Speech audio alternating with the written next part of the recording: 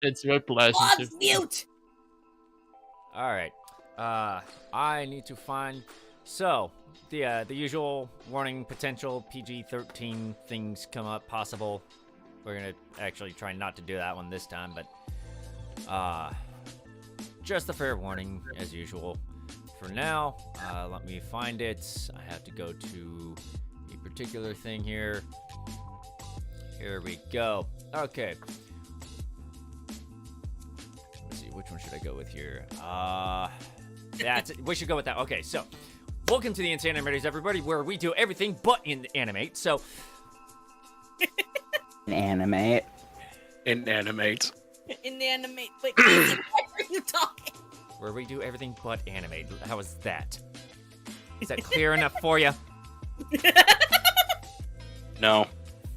Okay, well, you get whatever. This is another episode of the Insanimators where Sorry. I will strangle you, Mason. And back to Please server do. muting. Anyway, we have a guest this week, and it's a fun one because I ran into this guest at SAC Anime. What was that, about a month ago now? Yes. Yeah. I'm gonna have that little video put up soon of my little trip to SAC Anime, but I did take the time to go around and look for people that have their own projects going, and they had a wonderful little thing, SAC Anime, in the vendor hall called the Indie Alley. Is that what it was called? I think. Close. Indie Zone. Indie Zone. Thank you.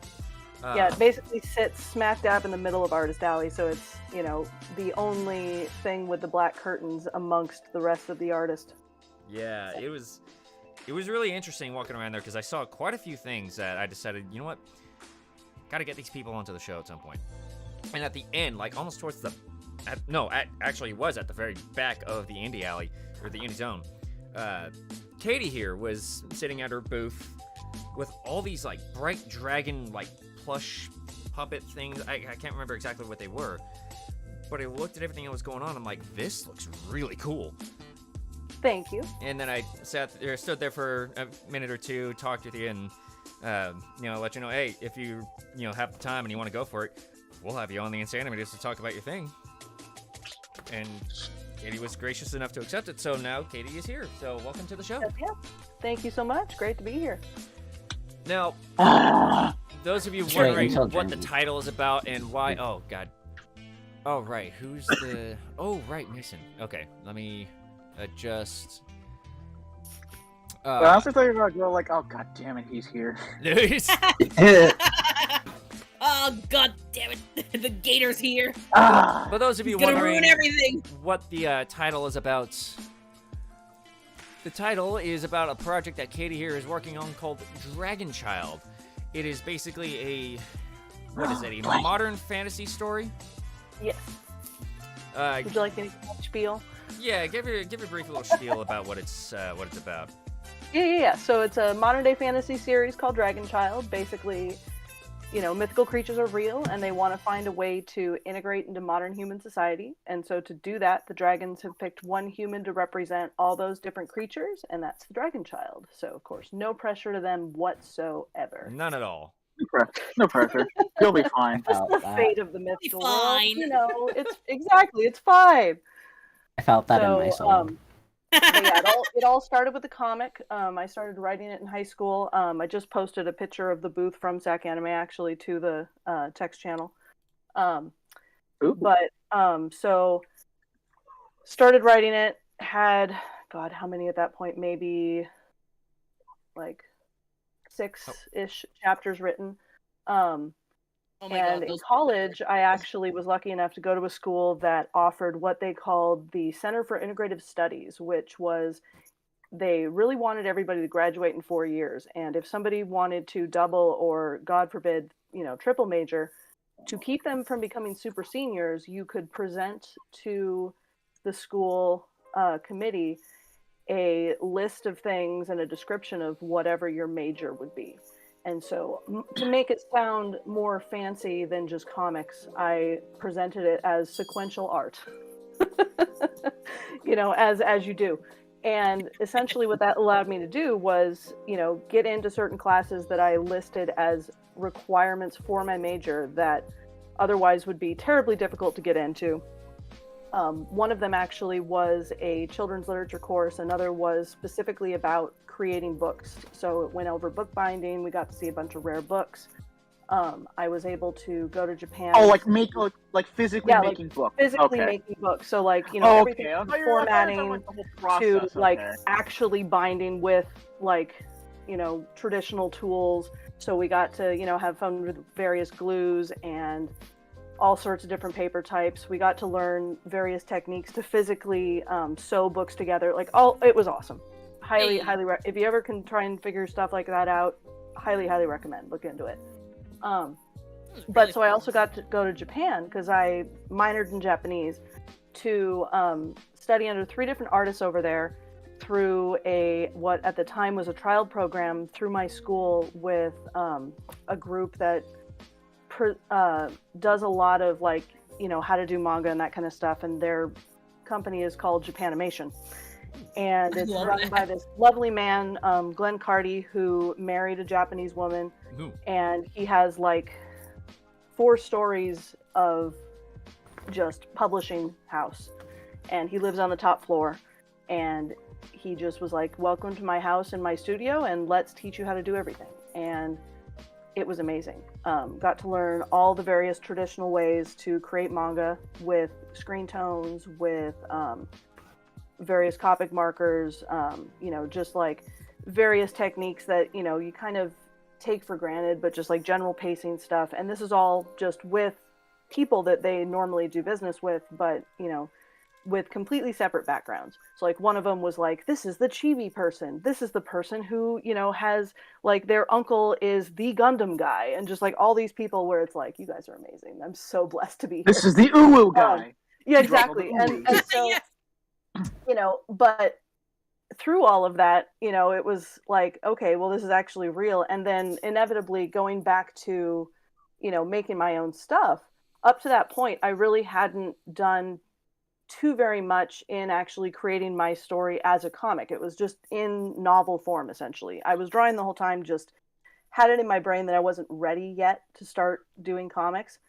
And there was a sort of traveling professor, if you will, that came by and did a actual graphic novels course through the college. And it was a, single time deal. And the 3 main projects for it were to do an 8-page, 16-page, and then finally a 24-page comic. So I chose a random slice of life issue to do as that 24-page project. And then I went, okay, well, clearly I can do this. So what am I, stopping and telling myself that I can't do this for, and might as well just do it. And then my senior project ended up being the first 2 issues of the comic, as well as just a hallway filled with various art. Didn't do any of the plushies yet, so I also do stuffed animals of my various dragon characters, because why the heck not? Dragon plushie! And so when I started actually making the comic for, presentation to the world via Comic Cons, I was like, well, I need something to spice the booth up, because at that point I only had the first issue.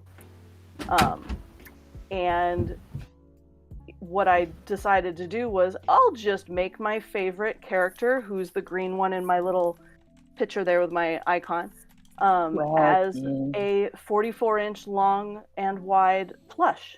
Oh my god! Oh Have I ever in my life done anything like that? Absolutely not. The closest I've done was a slightly larger than normal Beanie Baby horse for my sisters, because we grew up with horses and that was fun. But no idea what I was getting myself into.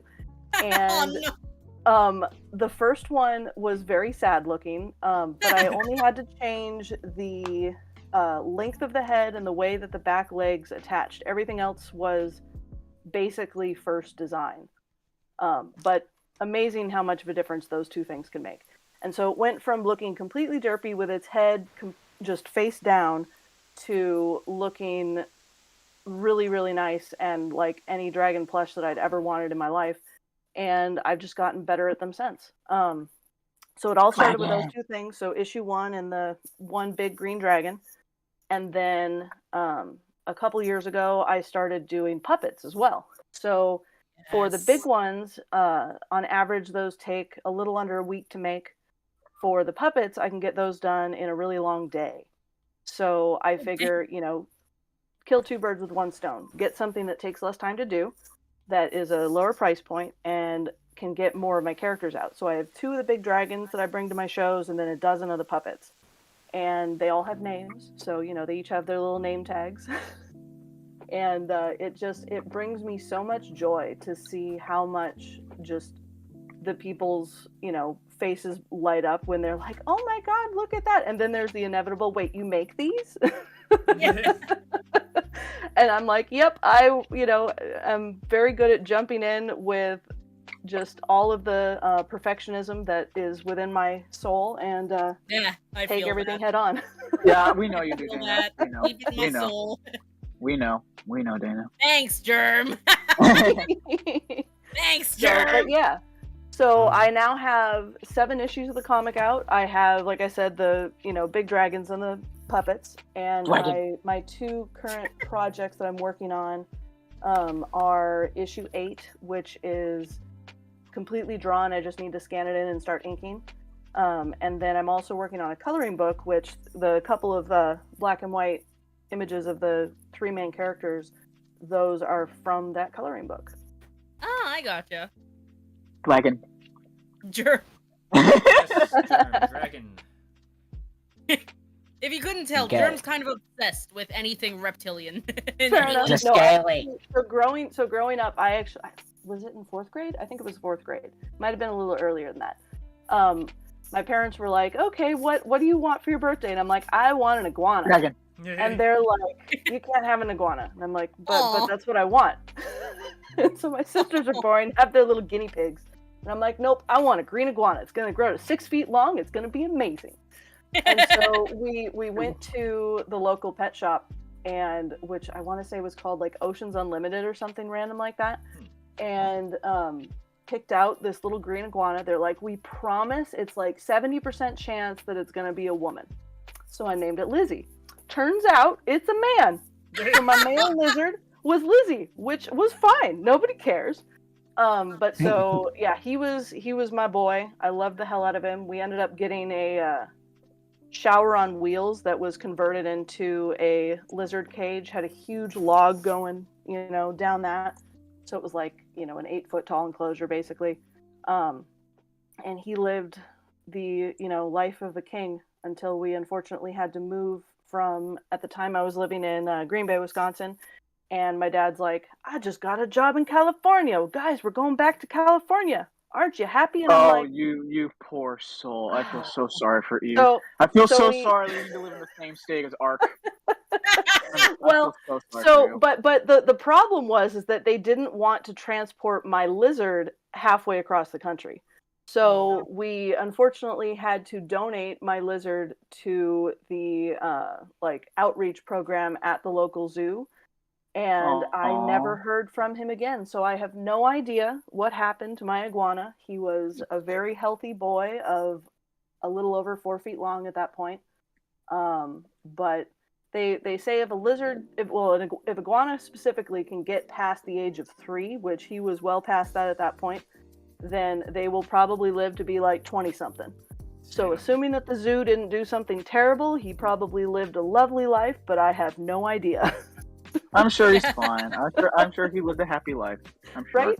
I can only hope. But one day I will get an iguana again, and it will be they're lovely. I mean, many people say they're terrifying and hate it, but I'm like, what's not to love about a lizard that can get 6 feet long, that can eat all the vegetables and the bananas in the universe, and has a tail that's going to tell you if you're doing something wrong, and has claws and a beautiful dewlap. It's just what's not to like.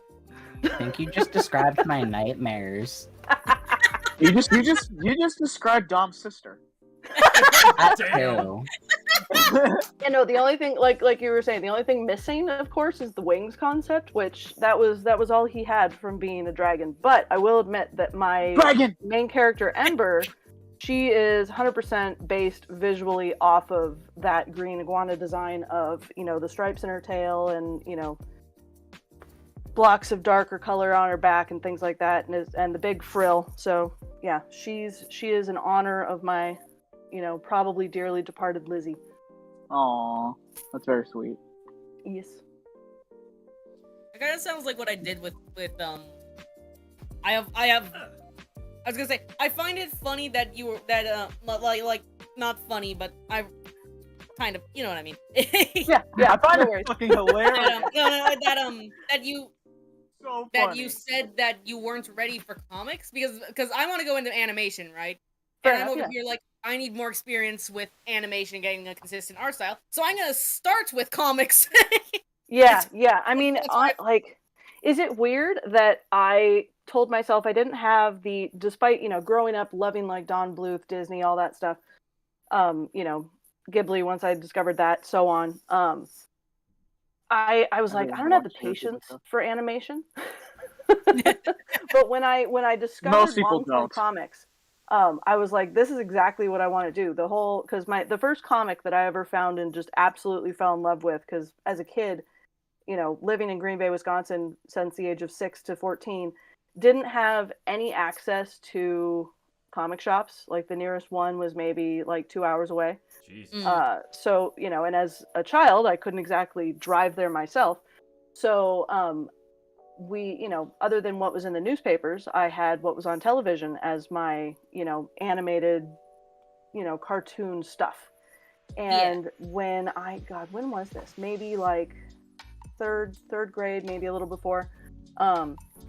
My grandmother signed me up for the Disney Adventures magazine, which was pretty much entirely comics. And for one reason or another, Jeff Smith's Bone, which is my absolute favorite and first love of long form comics, had, his issues broken up into like 8 pages at a time.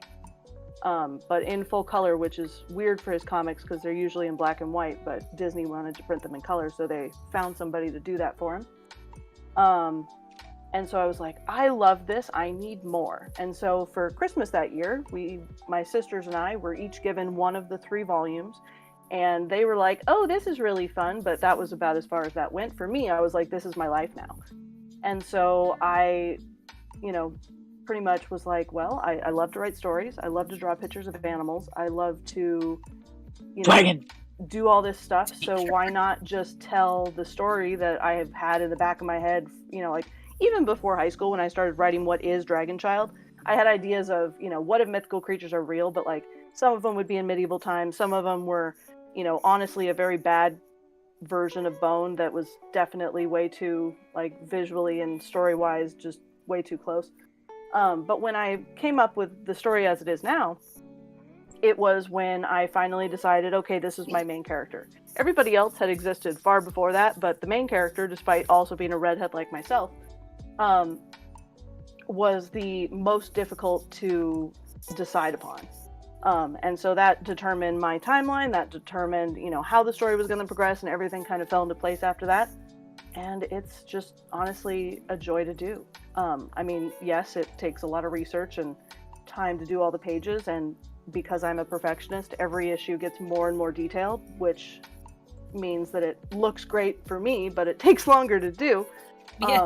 But I sense a it's blossoming so fun. relationship between you and Dana. No offense, Dana. I was gonna say Mason. But Well, yeah, that's true. so that's where I'm at now. Is I have my comic. I have, like I said, issue 8's going to be coming out soon. I'm debating on whether or not to take a stab at crowdfunding, just because I hear from so many people how much fun and rewarding that can be. But I've always just done all of it myself, so it's like I have no idea how to do that. So hopefully, in the next month or so, I can, pick people's brains and be like, how does this whole crowdfunding thing work? Yeah. Because I have like no outlets clue. outlets like Patreon are a good way to start. Yeah, I haven't done that either. I, am lucky enough to have saved up some money via working at Apple for 7 years post graduating college, before I started this crazy comic thing. And it's yeah. It's as an artist who does everything myself, it's that weird. Wait, I have to ask people to support my things. I know a Beyond lot of just artists buying are the like comic. that. I think that it's that weird moment of, is that selfish? Like how do I feel good Yeah. about doing that? Yeah. I know a lot of people who are like. I know a lot of people who feel that way, and I'm pretty. And Ark knows one of them. I'm just gonna say that. Both of you know Um, one of them. I know quite a few. Just don't worry about it, Dom. That's all. But yeah. Well, and as Every time I talk to you, Dom, I'm just gonna tell you, don't worry about it, because you don't. Oh, Well, you're okay. cool. but Also- going back to the whole like being brave enough to do the comic thing, like once I started doing it, I was like, why was I so afraid of this?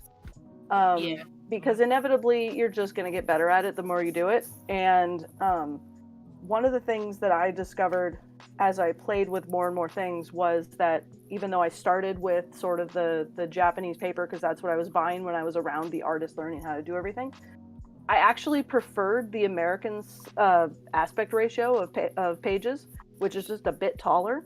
So even though I did issues 1 and 2 in college, when I was getting ready for doing this professionally, I completely redid everything. Granted, that was just adding details to a certain set of panels. So primarily they stayed the same, but completely reworked all of issue 1 and then issue 2. And so it was issue 3 where I was finally feeling like I was really doing something new, as opposed to just rehashing stuff that I had, previously done, however many years previously. But everybody seemed to enjoy my crazy dragon antics with my large dragon plushies and my fun all ages comic that had, despite its black and white interior, very, like you said, bright colors and things to get people to come over to the booth and start talking.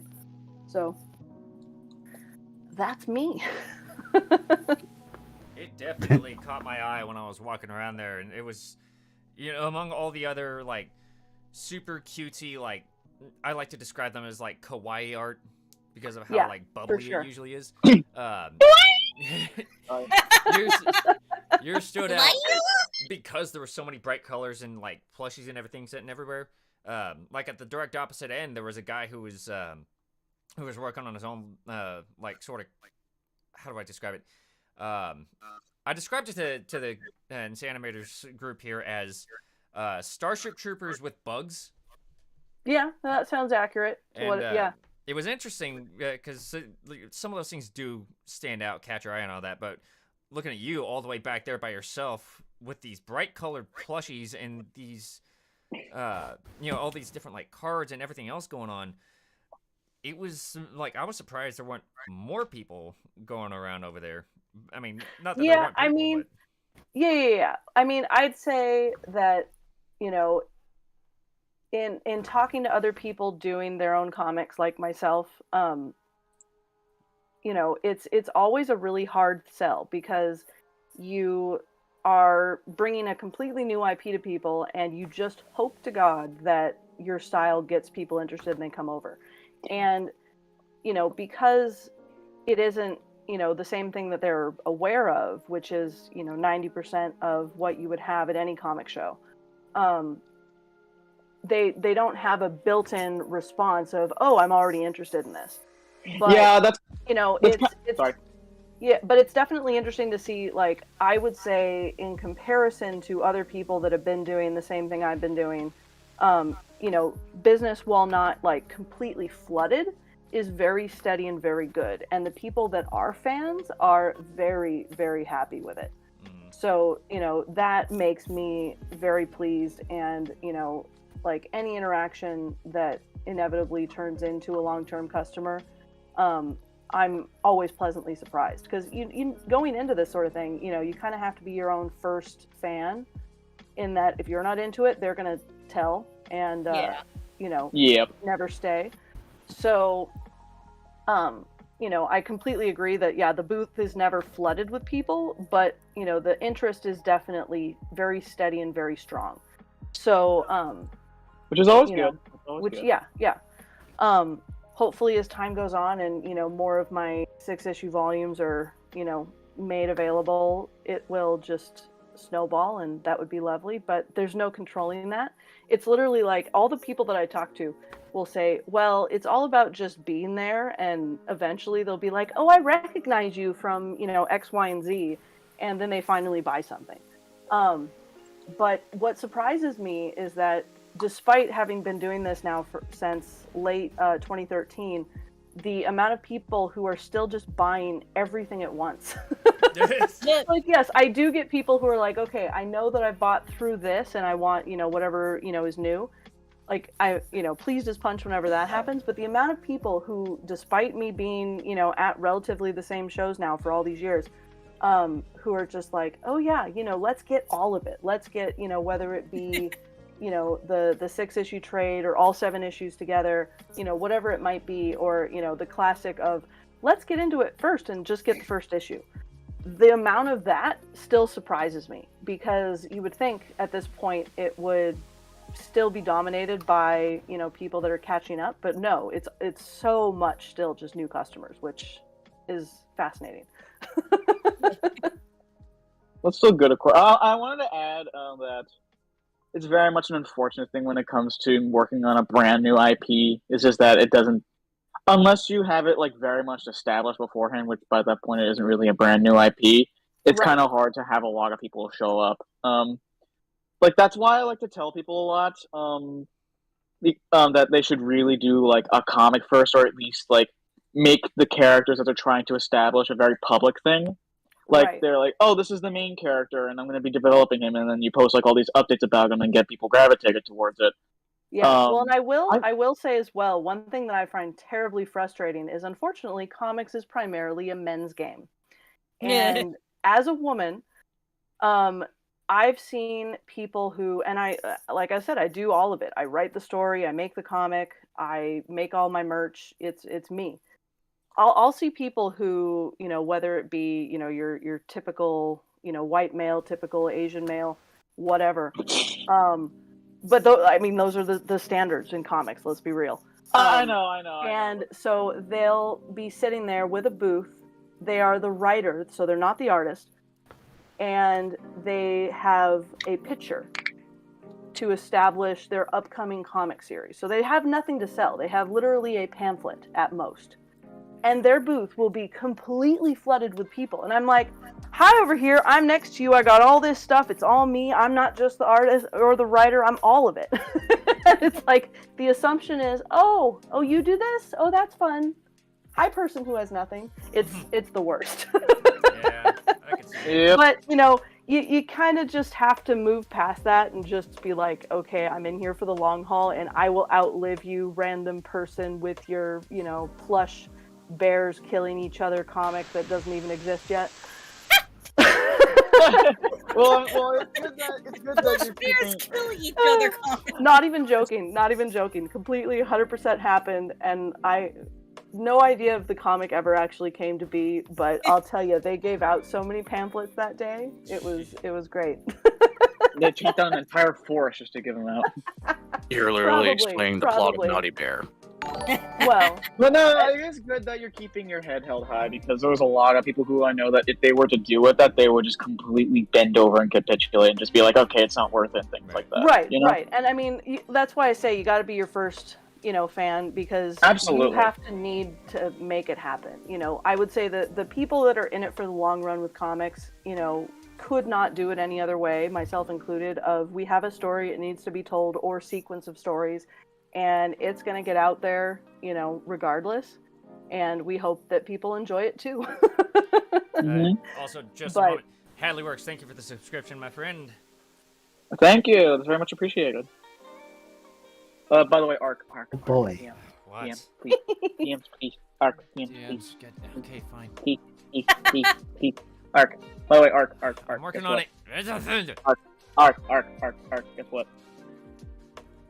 Arc. Listen to me. Anyway, continue. Arc. But yeah, I mean, it's one thing that was probably, well, so the very first big plush that I made. Like I said, going into it, I really didn't have any idea what the reception was going to be as far as people enjoying them or not. Since the answer has been absolutely they're interested in them, but at the time, no idea. And the first one that I ever, made for sale, so past the one that looked really derpy that I gave to my best friend. Derp. She ended up getting purchased by this adorable, self-proclaimed little old cat lady who Aw. spent the entire con, and it was a 3-day event, walking around just being like, do I get it or do I not? And so she probably bought it within the last 30 minutes of the show, and she's like, I've decided that I need this in my life. And I enjoyed that interaction so much because, again, I had no idea whether or not this would be anything other than a vanity booth babe, as it were. Because, I'll take my favorite character as a plush home every day. That's fine by me. But when she actually sold, I was like, okay, that was amazing. And this woman actually really enjoyed what I do. And, so that was something that, I still just look back at with fondness. And every time that another one of those, big dragons especially sell, they're always with the exception of maybe 2 purchases that I wasn't there for. That my husband, who helps run the booth with me, but mostly as a support team type deal. I've been able to be part of that interaction and just am able to take in just how much people enjoy my work. And then in the off chance that they didn't get the comic, we'll then come back maybe a year later or whatever to then be like, I've enjoyed your work, let's actually read your story. So that's always fun. And the amount of kids that have come up and are just like, hey, I want to get into comics and I want to learn how to do this, and to be able to say, okay, well, this is what I've learned, this is my process and how I do it. And, if you ever have any questions, feel free to just ask. Hand them the business card with the, business email on it and be like, yeah, just ask. I'm here to support, which is unfortunately something that, while in the plush aspect of things, I've found that people are very, very open to share processes and materials and all that kind of stuff. It isn't the same with comics. It is not the same with comics at all. And so, I've definitely, well, at least from what they tell me, they're not old enough yet to have actually made the comics themselves, but hopefully inspired some people who will be the next generation of artists and such as well. So, that's very sweet. Sorry. I just want to say that, as an artist, it kind of reminds you how it feels when, some of the stuff you described, when people bought your plush. It reminds me when I got my first commission. Yeah, it made me feel so good inside. And then someone also told me at one point that they're inspired by my work, and they also went to me for some guidance, even though I'm not really the best teacher per se. But I feel that. I tried to help what I could, and they said it was good advice, and I've seen some of their work, and they've definitely taken some use off of the stuff that I've taught them. And it just makes you feel good. I know, it's very sweet. It makes you feel good. I know I feel good over it, and I can tell that you feel good over it. Yes. It's amazing. It definitely makes it worth it, especially as, somebody who's still building my brand and, getting everything out there. And the next, hypothetical thing, and granted with COVID and everything, it makes it more difficult, but, working on the whole distribution angle of, not just selling it through my website and through various conventions. And, it's the question of, do I continue to be an independent artist? Do I, try and join some conglomerate, as it were, to, let them work on that side of things? Or do I, go door to door to the various local comic shops and be like, take my comic, please. Please. So, there's many ways to do it, but it's, just because again, I've done it all myself, please. It's that question of, how far do I take this, and what else can I do to get it all out there? Because that's, I would say the biggest limiting factor is that, you know, they, in order to get the comic, they have to come to me one way or another, whether it's, again, at the shows or through my website. And in order to do that, they either have to be lucky enough to be at the conventions I'm at, which, you know, even though I do in better years, like 20 shows, you know, in the calendar year, I'm still not reaching most of the country, let alone, you know, the world, as it were. So whereas having it, whether it be in like a Barnes and Noble or just, you know, scattered through various comic shops, distribution is my next goal, and it's kind of a daunting thing, but I'm excited. So Distribution's always a very big thing when it comes to having any sort of brand grow as a whole. Like, that's something you really want to focus on. Absolutely. Yeah, because you just, you know, at the very least, you need to get in front of as many people as you can, and, you know, in storefronts, you know, is definitely helpful. That's why a big part is like some advice that people like to give when it comes to like making a story or anything, and you want to help it like spread. Make some connections. Make as many as you can to as big of people as you can. Make a bunch of connections. Yes, I know, especially over the last couple years, you know, joining as many different groups as I can and sharing things, and, you know, just being that, you know, what, you know, like, whether it be like a bristle in somebody's shoe or whatever, just long enough to get people to notice you're there. Notice me. Right, exactly. Me, well, in the nicest way possible. But I'm gonna die now. You know, it's and again, like, from it's interesting because I do, you know, again, the comic and the plush. It's like I've definitely noticed that, again, the plush people are a lot more willing to share and be excited and all of that than the comic people, which I keep poking them, you know, doing my thing, but I keep giving them Facebook pokes. Exactly. But it's fun, and it's, you know, like I said, this is happening one way or another. So kicking and screaming, my comic will get out. You can scream loud enough, you'll get you what you want. Exactly. If you make enough noise, anything can happen. Exactly. Yeah, talk for whenever Dana's gonna call. Thanks. If you didn't get this already, I'm the resident asshole of the group. You're the resident little brother of the group, is what you are. Resident little shit. I can be if I want to be. Dom can. And little brother.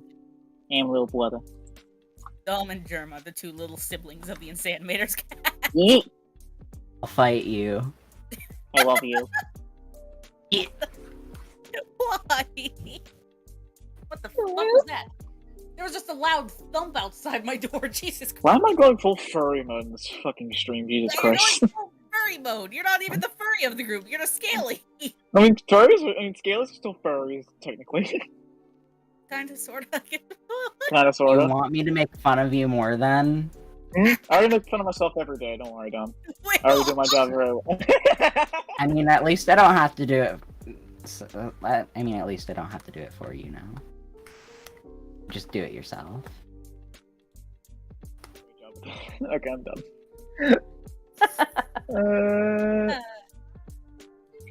Big derpy family here at the Insanimators cats. Fair enough. No, Fight each other. Dana, can I call you very mommy? Familiar to my friends No! as well. No! I've already been deemed the father of the group. I don't want to be a mother as well. How about daddy? No! And just to let everybody watching know, we do accept questions in the chat. You can also join our Discord server where we have a stream questions channel that you can submit all your questions to for our guest. Get some questions in, because if you want to learn a little bit more about Dragon Child or Katie, get those questions in. We'll have them ready. Yeah. Dwagon. Wagon. Yeah, Dwagon. Wagon. Wagon. Wagon. Dwagon. Dord. And on a side note, we have a featured artist again. Well, who's Really? the unlucky person? First time. So the artist we have this week, which is currently displayed in the upper right-hand corner of the stream, is an artist by the name of Drowsy Dree. They were another artist. There's quite a lot of these artists that we're going to be featuring over the next like year, or maybe two. Or all they're most, if not all, artists that I have run into at the con, and it's going to be really fun watching. You're seeing a lot of these artists get displayed here. So I'm grabbing their Instagram link that's in there as Drowsy Dree, DROWSYDREE. You're gonna have fun looking at it because this is just a sampling of their work. You're gonna find it so damn cute. Are we talking Are we talking uwu levels of cute, or? Well, are you watching the stream? Because you can see it for yourself. Yeah, Germ, you. Oh, for once I am. I can. Yeah, Germ, you. Is that high Q? You're gonna cry. It's fine. It's fine. I'm gonna cry, but it's fine. This is I'm fine. gonna cry. It's fine. That's high Q. But I'll have their Instagram link posted Oh, in the it description changed. of the I'm video gonna cry. as well. I'm Thank also God, Jesus Christ. one thing that I definitely realized was an interesting, let's call it development, with the fact that I ran into Katie at the con and has her own project to share. You also have your own website for it, which is not very common. That's true. No, one of the things that I, in looking at other people's setups and whatnot, that I find really strange is not only do they not have their own website 9 times out of 10, but to see, the list of like events that they're going to be attending throughout the year is also oddly missing. Both those things you can find, for me. So my website is dragonchild.net, which has the first 3 issues for you to read, some basic info about the characters, some previews on upcoming projects, concept art, stuff like that. And then, of course, the store that has everything that you would see at my convention booth, with the comics all being the exact same prices and the plushes being a bit more. Mostly because, again, like I said, I enjoy selling them at the shows, but they're a little underpriced for the fact that they're all handmade. Yeah. So on the store, it's a bit more accurate as to what they're worth. But, still, from what I've seen of other artists like myself, perfectly reasonable. And you can also do completely custom orders for your Dream Dragon, either in the full 44-inch plush or through Aww. So I offer that. It's always as well. it's always a good idea to have a little website to promote yourself, which you can create now with this stream sponsor, Skillshare.com. Yeah, we don't have a sponsor. Nice fucking try. We have an Skillshare affiliate provides link. That's it. Skillshare Not even provides a hundreds of Skillshare. amazing looking templates that makes the website design simple and I will fucking mute you, Drum. Language. I had to. Once you brought up the website, I'm just like, oh, God. Germ, look at the draw power, you freaking boot. Boots. Good boot, Just a bitch. purse. Get it right. I The amount of technically he's a gator, but The amount of No, times he's a I've been handbag. On this one, he is Germ the Durgan. Durgan. Durgan, Oh my god. Durgan. See, you can't say Durgan and not make me think of that fucking little stint we all did on Durgan Town. Durgan. Durgan.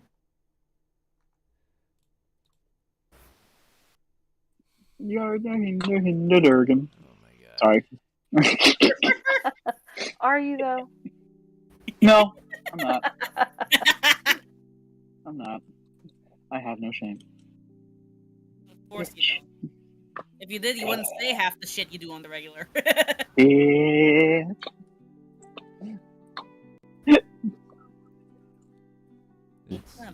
God. It's just...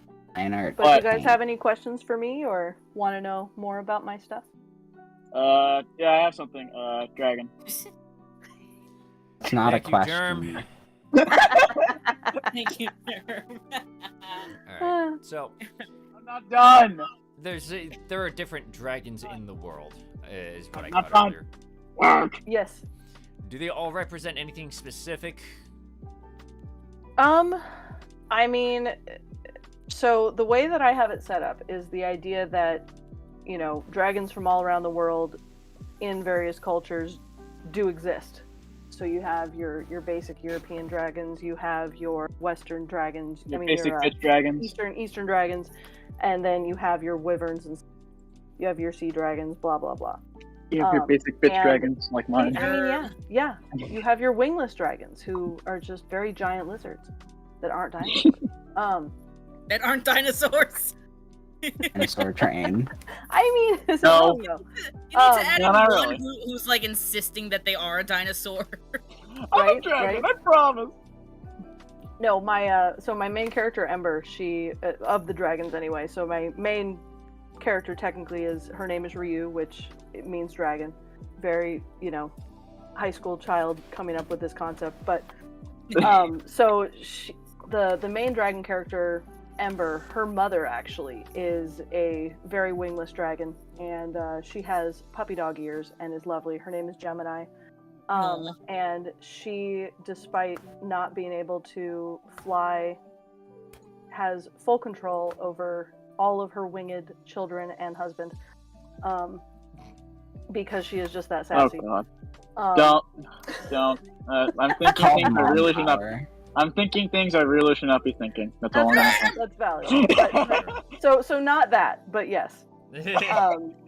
So You can't complete control over them and not have anyone think that. I'm sorry. I had to. Fair, No, you fair. did not have to. but Yes, I did. so past you. that, Anyways, the purple dragon with the whiskers looks a bit more Asian. She her name's Shandira, and color-wise she's Yeah. based off of a very beautiful rose that's called Moon Shadow, and it's kind of a light dusty purple, and she is my oldest dragon, and to the average person walking by, she is the queen of the series. But she's seen everything, and I'm one of those people that, if you've lived for a couple thousand years, you are Trying to see a lot of shit. seen exactly. So, things like being able to speak different languages, you've just learned that in your time on this earth, frankly. You've had the time to have your hobbies. And she is no different. But at the same time, it's that whole, because she's seen everything, everything's a little bit funny, kind of like 2:00 in the morning, everything becomes a little bit funny. yeah. So while she doesn't necessarily take charge and do everything herself, she definitely is good at delegating that out to the younger dragons. She is able to still be aware of the new things that are happening, despite primarily living in an underground cave. Would you say she's like a role model to the younger dragons or anything? Oh, for sure. I mean, she definitely, enjoys hanging out with them and will get up to antics that, grandmotherly creatures tend to do. Well, what does that mean? Well, just things like, as I feel like when I was a kid, I would enjoy spending time with my grandparents because they had things that they would do with us grandchildren that maybe our parents wouldn't let us do. And just, there's no, we have to teach these children, tensions that parents have, where the grandparents tend to be a little bit more free with, let's just do it because it's fun, not because we're trying to teach our kids how to be, adults. Yeah. little miniature adults. So just things like that, where they're willing to just go out and have good fun, or play in the dirt, or just do something because it's ridiculous, with no strings attached. So Like throwing sand at each other on the beach. That's what my grandparents let me do when I was little. Eat the sand. Eat the sand. What? No, we actually pelted each other with clumps of sand. Oh my God. yeah, we would go. Oh, eat So it. It my tastes my better. grandparents had a place in what's colloquially known as the Monterey Dunes, where we would go, and there would just be tons and tons of like driftwood and stuff. And so we would go build forts, dig for sand crabs, and just have tons of fun. I was way too afraid of crabs in order to do anything like that. I don't know why. Have you ever seen a sand crab though? No. So sand crabs are like almost like little pill-shaped crabs. So they technically have all of the claws and whatnot, but they're more like pill-shaped. So they're not nearly as terrifying as a. Oh, I think I know what you're talking about. Yeah. I don't. What the? So they're also called sand dabs, but they're just these little. They burrow into the sand, and so when you see like seagulls and stuff hanging out by the ocean, looking for like bubbles, that's usually because there's a sand crab burrowed slightly below the surface of the wet sand. And so they look for those bubbles to know where to dig. But so we, as people, seeing that that's what the birds do, would then come out with our little plastic shovels and, bales and such, and just look for sand crabs. And then, we would dig a tiny little depression in the sand. It would fill up with water because that's what happens. And then just watch them scurry away into the sand again. So it was very not terrifying. So, like a half-foot deep little circular hole. No. Still afraid of crabs. Definitely not as terrifying as a typical crab. Yeah. Much tinier pincers. Okay, I need to look this up because pill-shaped is really confusing me. Of a roly-poly. It's kind of like a big roly-poly in a bit, but it has, obviously, little pincers and such. But here, let me see. Oh, what? Oh, I see it. Oh, God. Sure. Germ, I swear. What? What? Not all crabs are bad. Okay. It looked. Fight you. Fight you over crabs. Right here, right now. Right here, right now. Don't give me a chance. Don't give me a chance to make crab jokes, please. No. Send you to the crab rave. No. These are not. Ooh, crab rave. Here, Okay. So in the stream text chat, I put a little picture of one. Where did you post it? Give me a second. Stream text channel. That's probably loading. Yeah, I don't see it. Give me a second. Yeah, teeny crab. There it is. Oh. Anyways, about that crab fight. You just want to go for it? But see, they're little tiny. I didn't things. say I'd be fighting you with a crab. I'd say I'd fight you right now. No, That's gonna be the next thing I draw. That's not the kind of crab I'm talking about. Just letting you know. What kind of crab that? I really don't want to be asking that. Jeremiah, I'm going to murder you. Yeah, but And like don't- other grandparent things, like we would my grandfather, he was in the Korean War and he never talked about anything there, but he, as a Navy boy, he enjoyed going fishing, and so we would go out on his pier because he lived on a lake, and rather than my other grandfather, who would buy us like these big fancy fishing poles, he would just take a piece of bamboo, put a line on it with a bit of a lure, and not put anything on it other than the basic lure, and just be like, all right, let's catch bluegills. And we did. We'd catch more with this basic little setup of literally a bamboo pole that he made himself, and catch little bluegills. And I remember we hadn't done that for a bunch of years, and I was maybe like 10 or 12 or something, and we went out and did that again. We were in a little paddle boat with our little lures, and I caught a bluegill after maybe 20 minutes, and we brought it back, and my uncle got it ready, and that was our dinner. Very, very small dinner, but it was mine. I caught the fish. It was awesome. So I hadn't been fishing in years. The last time I went fishing was actually how long? What was it? I think I was still in elementary school, so it was somewhere around 20 years ago. But I didn't know elementary school existed back in the 1700s. For context, for context, Ark is the boomer of the group simply because he's the oldest of the Insanimators. Fair enough. And where it was actually was out of the Delta. Okay. Yeah, that was interesting because not a lot happened there. Yeah, yeah. No, that would definitely be more challenging. Yeah, sometimes my grandfather would actually fish straight off of the dunes, and so just straight up ocean fishing. And you know, he never talked about what he caught, but he would do that like multiple times a week, and you got to figure he did it for more than just throwing the line out. But there's a lot of things to catch there. Certainly more interesting than a little bluegill. Fair enough. Yeah, I don't remember much of what happened during my fishing trip. I just remember that there was somebody else fishing next to us that ended up catching a freaking trout of a decent size. Nice. Yeah. But not much beyond that. But it was I also a remember long my time dad ago, so I caught- don't remember much. I want to say my dog. My dad caught like an angel shark at one point. The hell? It'd be really impressive if your dog did that.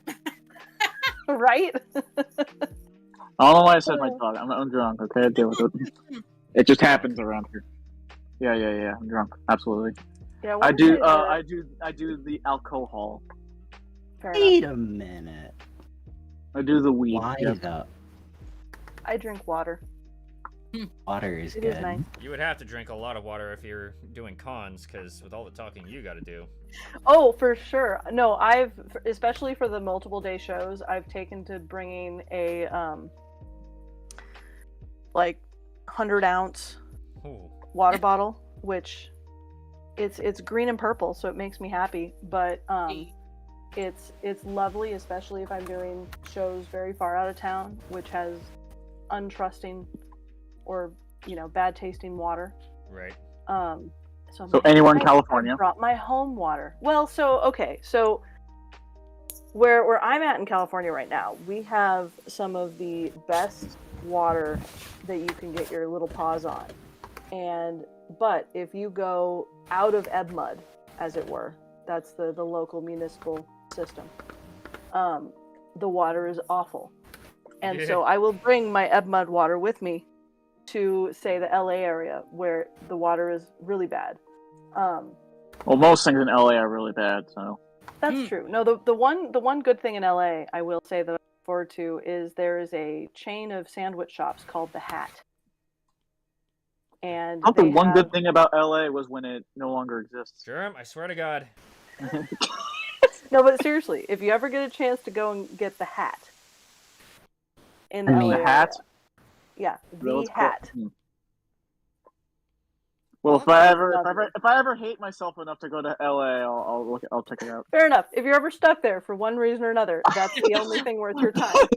If You you're ever trying find to get to a different part of Cali. I'll definitely have to ask a friend of Yeah. mine who lives down in Long Beach, because when I was down there back in December, they took me over to one of the, I don't know if it's still a local thing or not, but kind of like how we have, what do we have out here? Up here we have Whataburger, right? Sure. I mean, I've been to a Whataburger. Yeah. They're not here, but I've seen them. I know. I thought it was just a Texas. I think thought it was I've just a Texas thing. At least up here in I thought it was in Sacramento, I Al- think I've seen a Whataburger, but it. I thought Whataburger was just Texas. I think Generally it is. in Texas. I yes. thought the California thing was In-N-Out Burger. Yeah, the it usually California- is, but here's the thing: they also have an In-N-Out somewhere in Texas. Really? At least I don't know hope that. it's Didn't know still that there. part. No, they recently. I want to say they have a single one. One of my friends from high school, she actually put a post out when it showed up, and she's like, "Oh my god, I don't have to go back home. It exists." It exists. It's here. No, the fight over the fast food chains regionally is always funny. But yes, I am aware of Whataburger. It's Yeah. funny because I took like one trip to Vegas, and they had an In-N-Out burger there. And I you know, we decided, sure, why not? It's lunchtime. I don't get the hype. Well, so here's personally, I do not like the buns that they use. I don't know what it is, but I'm not a fan. However, they have an option to get it quote unquote protein style, which basically means that instead of a traditional bun, they wrap the thing in lettuce. So awesome. And you can also choose to add pickles. Also very good choice. But yeah, so pretty much every single time that I go to In-N-Out, which is not very frequently, but when I do, it's, 100% protein style with pickles. All day, every day. Protein Yeah. style. But not. There's always good things I'm hearing about In-N-Out every time. And I believe they have an In-N-Out over there in Vegas, mainly because Vegas' proximity to places like Los Angeles and Bakersfield. Yeah. It's Yes. very easy to get there, so I would assume Yeah. it kind of makes marketing sense at least. Yes. Yeah, it makes sense. It also doesn't help that I'm not a burger person. Yeah, Just down in in LA, general. they Valid. have their own fat burger is what they called it, and this friend of mine took me over there, and it was like, okay, this is pretty good. I didn't get a burger. In fact, just got a set of wings, but it was hilarious. I go in there, and directly to my right of the store that I went to, you got this wall with this big, like, how some places will have this, like, eat a 15-ounce steak in under an hour or some crap, right? Oh Yeah. God, why? They had one for, I think it was a full pound of beef on a God. big bun. That's not hard for me. That's I don't- not hard The for me. things I that don't they remember come what up it was. with, though, for some of these contests are ludicrous. Yeah, it True. was hilarious. That sounds awful. I don't know. I haven't tried the burger itself, so I couldn't tell you on that in that regard. But it looks interesting.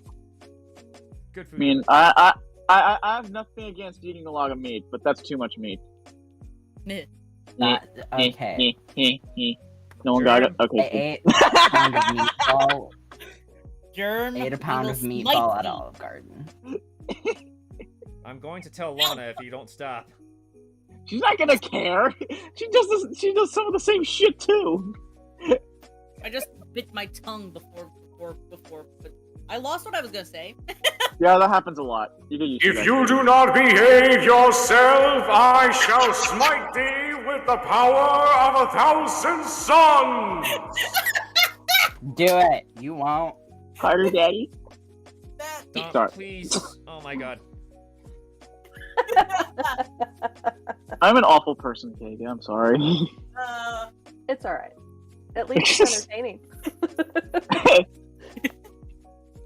At least someone appreciates my sense of humor. Good lord. Bitch. I I thought Dana. had a stroke. Also, That happens. crab.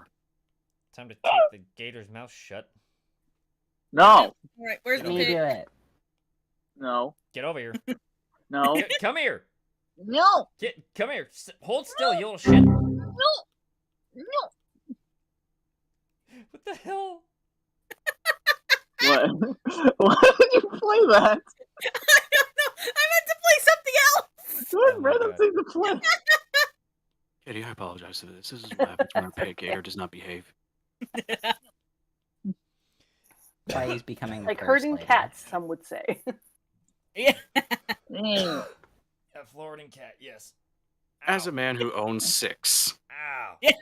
To myself.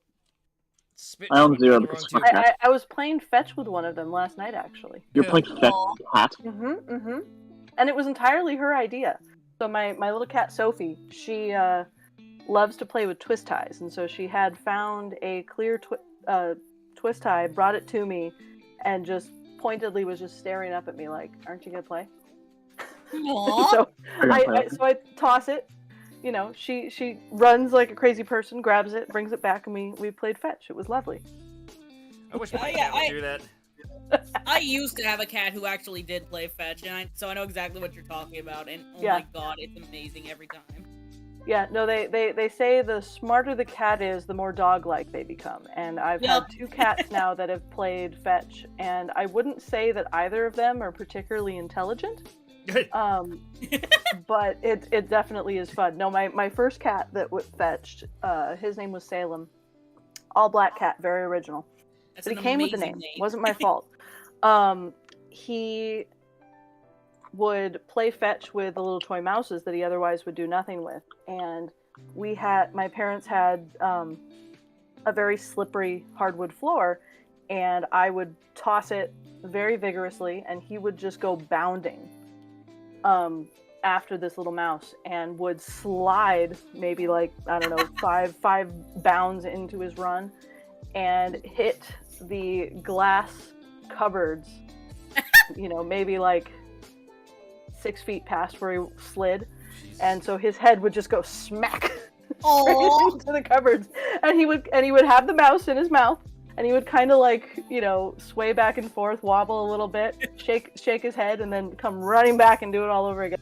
Maybe like 10 times before I'd come to the conclusion that let's not do animal abuse. And, he'd be still like, play with me, Mom, play. It has similar vibes to something one of my dogs did, where we have this 11-year-old, she does not act her age, fluff nugget named Dixie. And no, I'm firmly of the opinion that dogs, until they start acting otherwise, are all puppies. Good old Lil Dick. You can have a 14-year-old dog and it's still a pup. Yep. Well, what she did that has similar vibes to your little story was she likes getting into things. She's a dog where if you leave the cabinet open with the trash can, she'll dig through the trash. Shove her head right in there. And Yep. and because it was too big for a recycling bin, and we hadn't taken it outside to the proper recycling bin yet, we had an empty 12-pack of sodas left out. And so we're all just minding our own business. My mom and sibling are off in the other room. My dad and I are. And all of a sudden we hear the sound of cardboard being smacked against a surface. And we turn around and we see that she's gotten her head stuck in it like a cat stuck in a tissue. She comes walking out trying to shake it off like, why is this thing on my head? And we're just dying. Like, you didn't need to go into the box, but you did, and now you're stuck in there. That's your problem. What did we learn? They learned managed to get nothing. herself Don't be out. stupid. They learned absolutely nothing. You're not fooling anyone. Yes. Yeah. Don't be stupid. Well, you're right. They never learn. No. They never learn. And who's DMing me? Speaking of Me. things, I just got the end of video of her with an empty cardboard box. I wonder what she did. Was it your friend / bro? No, it's my mother just DM'd me a video of her doing the exact same thing. What the fuck? See, they never learn. That's fucking hilarious. The timing. Oh yes, and the video ends with her pulling off a piece of cardboard and walking away with it in her mouth. Of course. Excellent. Of course. Oh my Now, Dana, one thing I did you did make wanna, this sans eye? well, one thing I did want to ask about the setting is, you said that it was a modern fantasy.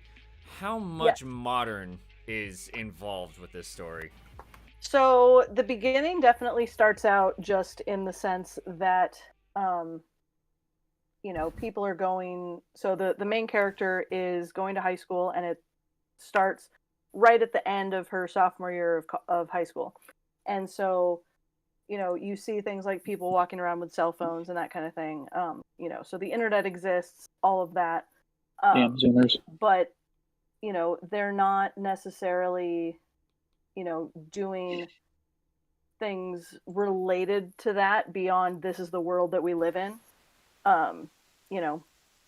People are still kids. They're going to be, during the summer, going around on bicycles, rollerblades, whatever it might be. So, there's that. But later on, there's going to be more serious stuff like flight, like people in fighter jets and whatnot against the perceived threat of dragons and so on. But it's more of the in the immediate, you know, it's the small town that she lives in, but it just so happens to be that, yes, it's like technically it was written when I was in school, so that's the quote unquote time period. But as the story expands, obviously you're going to see more. But, you know, the question of how safe are dragons really against modern munitions? And the answer is probably not very. Probably not very. Perfect. Oh, on not the very other, much on the less other beauty. hand, you know, surprise is always a good technique, as long as that lasts. Fair. Because let's be real, if you were to see a 35-foot dragon flying out of nowhere, not be in shock and not be able to respond immediately? Or would you be like, oh, it's just another normal day in the neighborhood, let's react? No, you're going to be scared out of your wits and not act normally. What the hell? My left got flipped upside down.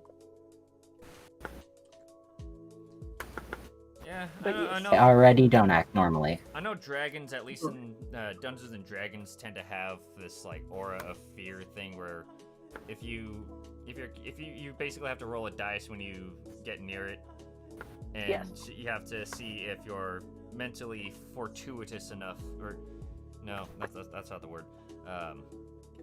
Basically, are you of strong enough will to not run away at the mere sight of a dragon? Yes, fortitude is the word you are searching for. Yeah, it is fortitude. Look, I know that you're getting a little bit in your later years, but grammar is not that hard. No, even in it's your... more that I know that there are Zoomers in here who probably don't know what D&D is. Excuse you, but I. So, Jerem, it's not grammar, it's vocabulary, stupid. I'm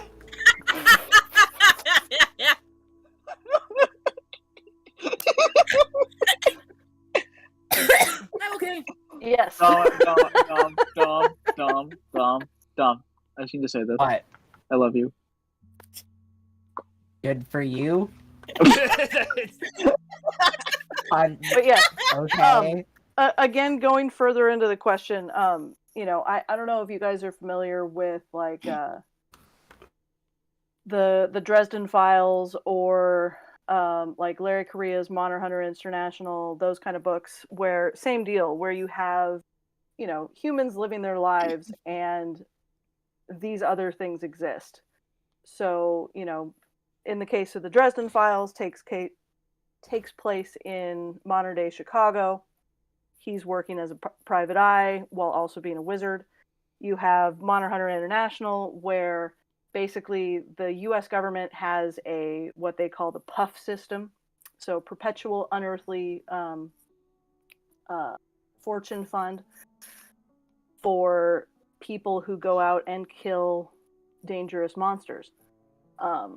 So similar idea in that, you know, they're living in the shadows, but frankly they would rather not be. And so they're like, as humans progress, we tend to take more than our fair share of the land, and therefore the opportunity to live in the shadows of humanity seem to be less and less available. And the less human you look, the harder it is, because you can, you know, put a headband on an elf every day and they can, you know, live like hippies. But if you're a dragon, you don't have that many options unless you're, you know, changing your form to look like something that you're not.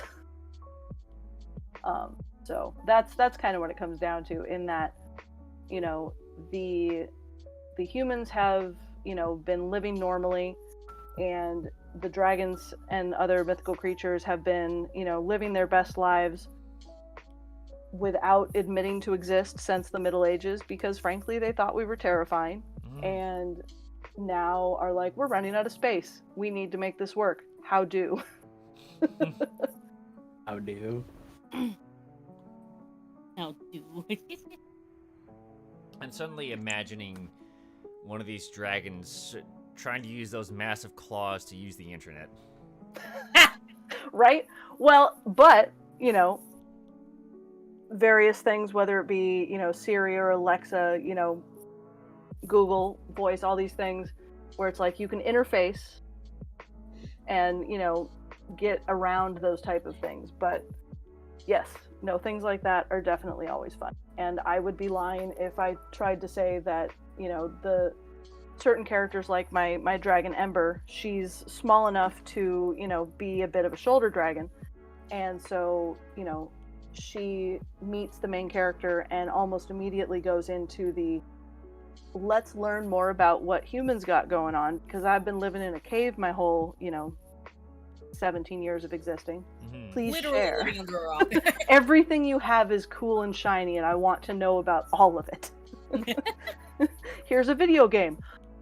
And we've now lost the dragon for the next couple of months. She's now completely absorbed. Yeah, I feel that. So which game did you give her? I feel that on a spiritual level. Right? So, you know, much shenanigans in that of, you know, yes, we have this human who's been chosen and been given various powers to, you know, make this bridge between the mythical and humanity, but humanity also has some really cool stuff to offer and be distracted by. And young dragon gonna young dragon. You need to... What you need to do is you need to take one of the, like, larger dragons, and I don't know how you make comics, so I don't know if this would be, as easy as it would be for some of the other artists in here. You need to make a shitpost of one of the older dragons trying to use a phone. Just staring No, at that'd be it and pretty be good. like, what? Yeah, no, especially, like you say, for one of the bigger dragons especially, that would be entertaining. Yeah. You know, where it's like... Dragon playing know. Dragon Quest. Dragon playing Dragon Quest. So I need to bounce because now my headset shit is dying and my other one isn't working right now for some reason, so I can't really talk. Bummer. Oof. I'm sorry. Yeah. I'm trying to It fix my happens. headset. And also my fucking shit pods are dying, so yeah. Very shit. They're shit. They're shit. They're shit. I spent $200 on these pieces of shit. They're shit. Fair. Anyways, I'm gonna go ahead and bounce. Alright. Okay. It's been fun Goodbye. though. Thank you for making it, Jerm. Yeah, Nice We have chatting your with you. replacement already in the call. it was nice chatting with you too, Katie. Also, Ark, What? Dragon. Yes, wagon. Hit him. Wagon. Kick him. Kick him right now. Dragon. Kick him. Ah. Kick it. Alright, well, my God. Mason, get in here. You're already in here, but unmute. There we go. I have been summoned. Be unsummoned. Ah. But the voice effects are fun. That's fair. Just saying. That is actually Just totally fair. saying. Oh,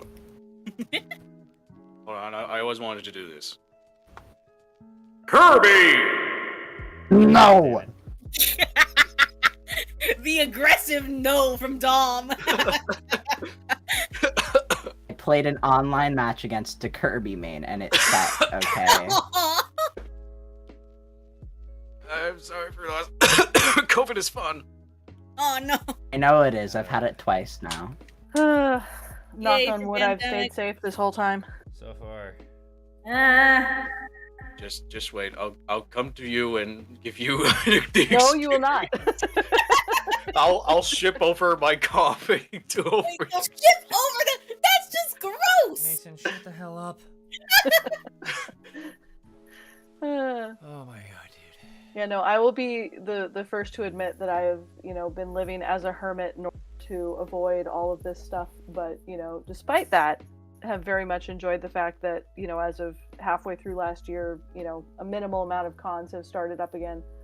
But, you know, the ones that have more safety measures in place, I am so thankful for. And, you know, I understand the desire to go back to normal, but please, please, not too soon. Yeah, part of it. Death is bad. Even Sack Anime had a little bit of an oopsie. Not too long after the pandemic started, because I think they had to skip the first like 1 or 2 in 2020. And Yeah, then, no, and I believe- want to say their first like what was it? The swap meet deal. Yeah. Everybody was like, "Really, guys? It's not a good look." Yeah, and mostly the reason for it is because there was apparently I think it was a testing clinic that was shut down for it, Yes. which Yes. was like, oh. And Well, then- because if you think about it, a lot of these, convention sites or arenas, that kind of thing, where it makes sense to hold a convention, are also the easy ways to, set up, testing sites or whatnot. So I know that even right now, there's still a lot of those problems that are persisting where, the overlap is there. And, for a lot of people, the weekend is the easiest time to make sure to get tested because people got to work. Mm-hmm. So it makes sense. It sucks, but it makes sense. But yeah, no, my mid last month, my sister, who's a veterinarian, well, both my sisters are vets, and they're identical twins. Oh, that must but get the- confusing. But one of one of them got COVID first from her work, and before she realized what had happened and proceeded to test positive, she managed to infect my parents, who had come up to see her to help with the fact that she'd just been moving into a new house and all this stuff going on. No. So they then proceed to go again, knowing that the one sister has now tested positive, and they just saw her, to go see the other twin who was having their shared birthday, to deliver a birthday cake. And then a couple days later, now the whole 4 of them are sick. Oh no. Luckily, none of them were bad enough to get hospitalized. All fully vaccinated, all boosted, and they, a week later, all tested negative again. But just goes to show, it can happen. Yeah, people just get careless, and that part I'm not a fan of. Yeah, Bitch, I had both my shots and I still ended up getting it.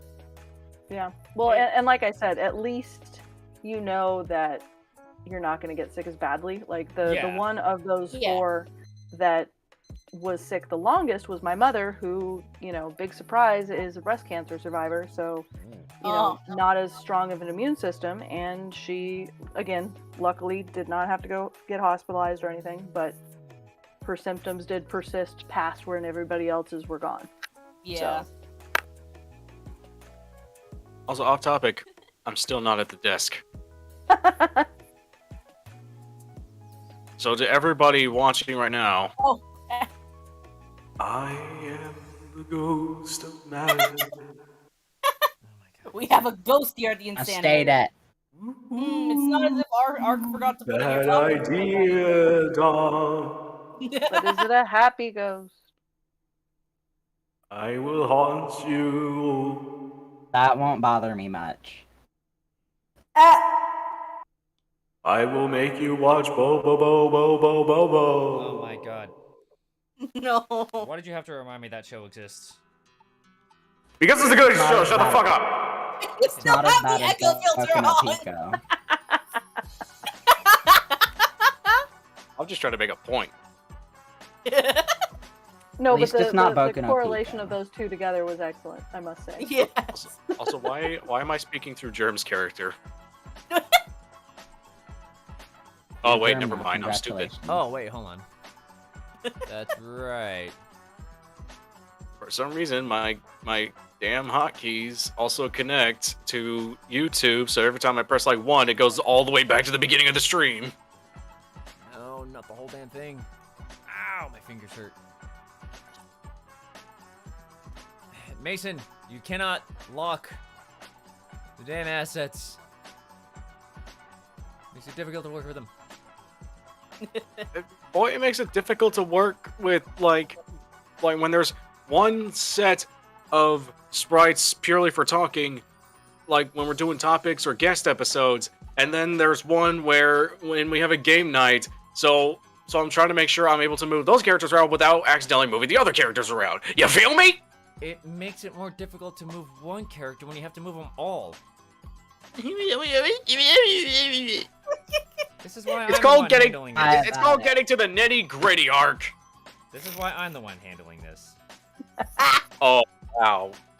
Are you saying that I'm not a good stream runner? Is that what the fuck I'm hearing? No, Yes. I'm saying you're not quite handling this Again. right. Language.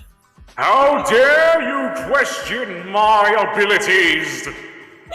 I've always questioned your abilities. Me too. Mister gives me $100 commission on $30.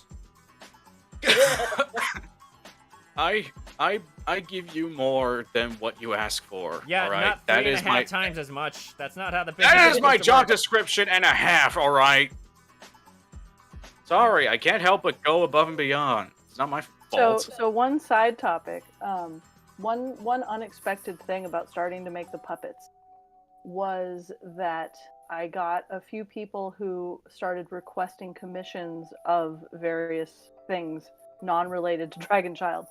And the first one actually was somebody who's like, so, I see you make puppets. Lord.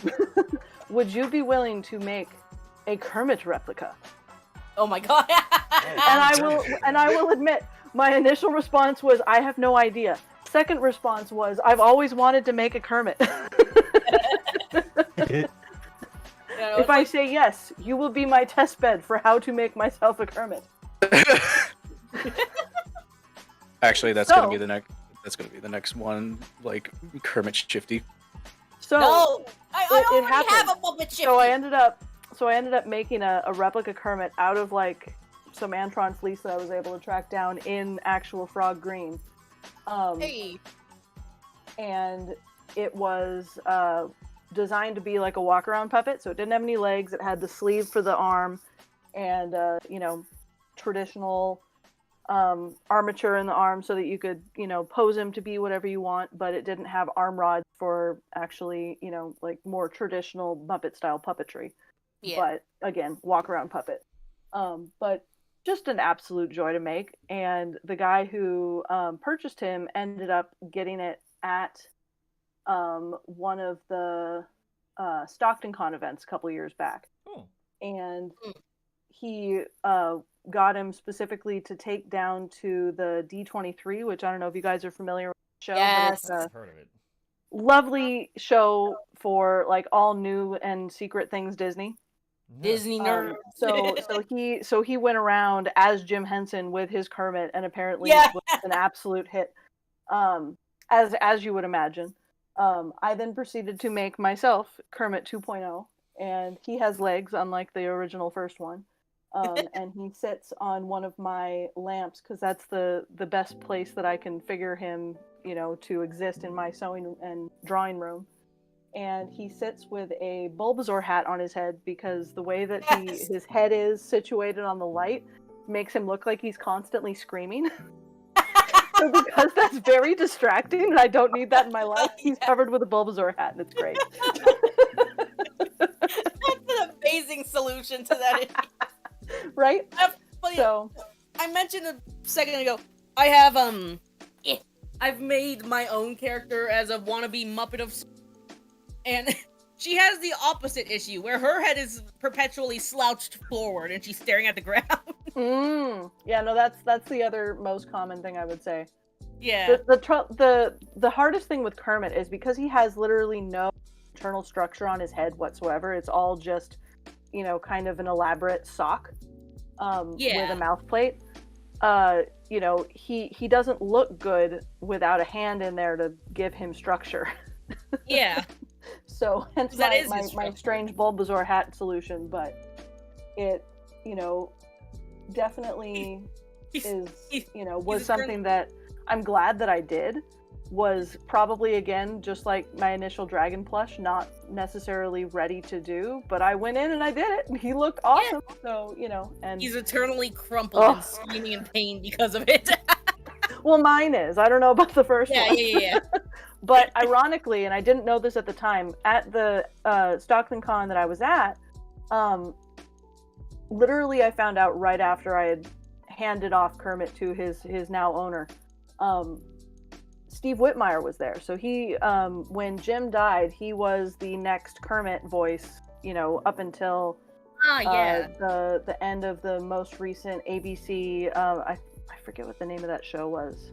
Yeah. But yeah, the ABC Muppet show that happened in like the 2012-ish time frame. I gotta look this up now. But he was Kermit for that whole time period. So starting with the Muppet Christmas Carol on to that ABC Muppet show, and honestly was Kermit for most of my life. Like, I grew up with that Kermit more than I grew up with like the Muppet Show and the original movie. It was just like called Muppet Treasure Island is my jam, to be perfectly frank. Yeah. So Steve Whitmire, I've loved his work all that time, and I again had no idea that he was gonna. And I'm sitting there with a Kermit, and then as soon as the Kermit is gone, I'm I find out, oh, Steve Whitmire's here, and I'm like, okay, that was a missed opportunity. But such is life. It's always the craziest Chips. things that happens at those cons, I swear. Every time. Yeah. No, it's and like another Stockton Con story that was fun was his Maurice, I forget what his last name is, the guy that's the voice for Brain from Pinky and the Brain. Yeah, hang on. And he's also done Vincent Van Gogh since Vincent Price no longer can do it. I cannot pronounce his last name. For obvious. Yeah, but first name Maurice. Lovely man. So he did Brain's voice over the loudspeaker because he was there as a voice actor, getting signatures and stuff. Okay. But so it was him and the guy that was the voice for Falcor from Neverending Story. What? Which is the strangest combination possible. But it happened. And I was just like, my inner child does not know what to make of this Brain Falcor combination, but I love it. Yeah. That's wild. That's nutty. Yes, but these are the things that, as somebody who goes to all these conventions, that's just sort of the normal thing that you run into.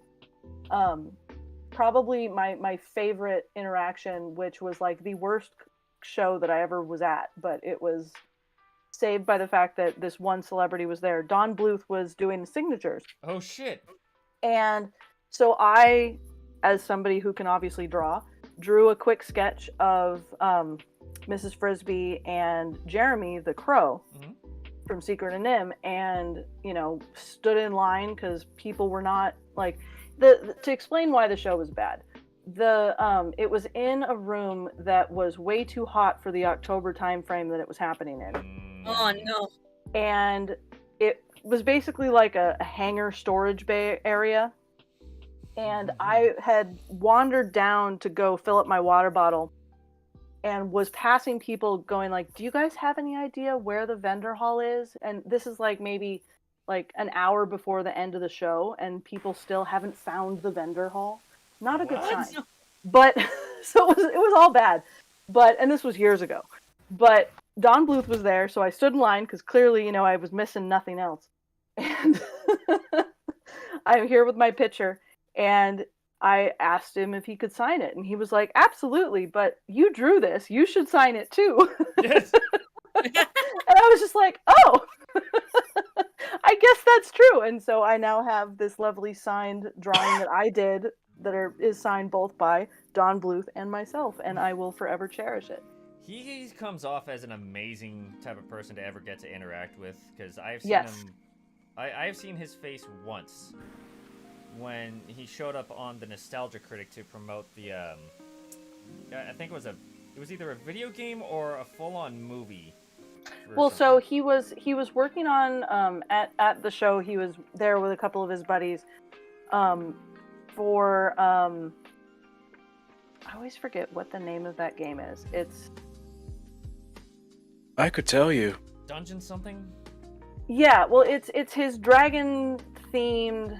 I could literally tell you. Yeah, it's. Mason. Well, can you remember before I find it? It's Dragon's Lair. Can you say the magic word? Well, I just told you it's Dragon's Lair. There we go. So Damn it! I was- wanted to make Ark big. So Nice try. Dragon's Lair was one of the Don Bluth animated video games that was out back in the day, and the goal was to then make it into an actual movie because some of the work is already done, so just finish. I'm not sure if it's anywhere nearer to actually being completed, but hypothetically that's in the works, and it would be amazing if it actually happens. But but that was why he was there, was they were getting ready to progress further into making that a reality. So because there was that one, and then there was two others. One was a space one, like Space Ace, and then there was it's like a cat one that was like Banjo the Trash Cat or something like that. That I want to say got put on Sounds mobile weird. games. Oh, well, and it's all, the traditional hand done, cell, Don Bluth artwork that we all love. Just real quick, Just, I- that happens to be a video game. I legit forgot that Space Ace was the name of a game, so when you said that, it threw me off for a second because my Oh, nickname yeah. because my nickname in our public server is Space Ace because I'm asexual and I make a comic about aliens. So Fair enough. But yes, That's that what is the mine name of the other two big Don Bluth video games. yeah. But yeah, with both of which have buxom ladies and things. Mm-hmm. But yeah. Yeah, those games are pretty old in their days.